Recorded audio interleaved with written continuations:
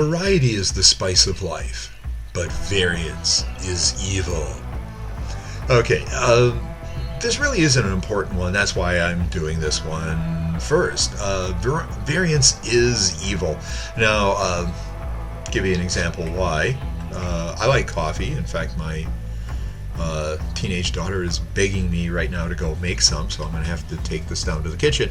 This is my coffee maker. This is a February Yosemite, and it doesn't plug into anything. It has no smart features whatsoever. However, if I fill it up properly to the line and put it on my magnetic burner at 1800 watts, it will boil in 7.5 minutes. So I can put it on, let it go, and come back in exactly 7.5 minutes, and it'll begin to boil. Then I can turn it down and let it go for another 3.5, and I have coffee, and it's consistent. Variance is evil. If it was not consistent, I'd have to sit there and look at it and wait.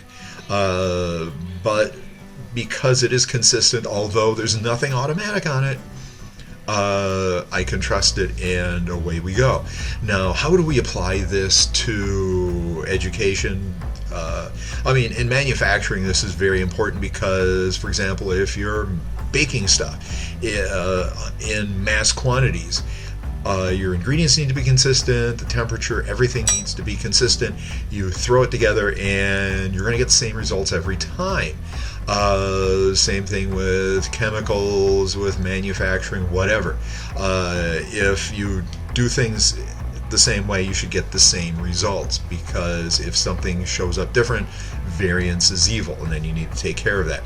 In education, this is also important. Maybe in different ways, more qualitative. For example, I've had a chance to look at a lot of syllabi across different institutions, schools, etc. For example, one class a family member was taking had 2 different syllabi, and the main project was described 3 different ways. There's 3 different sets of rules for it. Variance is evil. What are you going to do? You got the assignment. Okay, which assignment? What rules? What am I actually supposed to do? And this happens a lot in schools where assignments get handed out, and then the student has to go to the teacher and say, okay, what do you really want? And they go back and forth, and then it gets figured out. When you get to adult education, especially online, you need to be consistent. You have good assignment description, you have rubrics, scoring guides, etc. And those lay out the rules by which it will be graded, and that is very important, especially when you get in education things like project-based learning, where you're getting more into maybe combining classes together into projects and assignments, STEAM, science, technology, engineering, art, and math type things, where the assignments are more open-ended, where you're trying to push the student up Bloom's taxonomy and doing some really creative things. It really needs to have that consistency as far as rules and boundaries. This is what you can do. Whoop, that's what you can. It has to be within, a specific size, time frame, word count, whatever. But having a good, consistent set of rules are very important in education, because being able to fit within the boundaries is a very important thing. And that way, when you set out an assignment, what you get back will fit what you need. Grading is really important as well.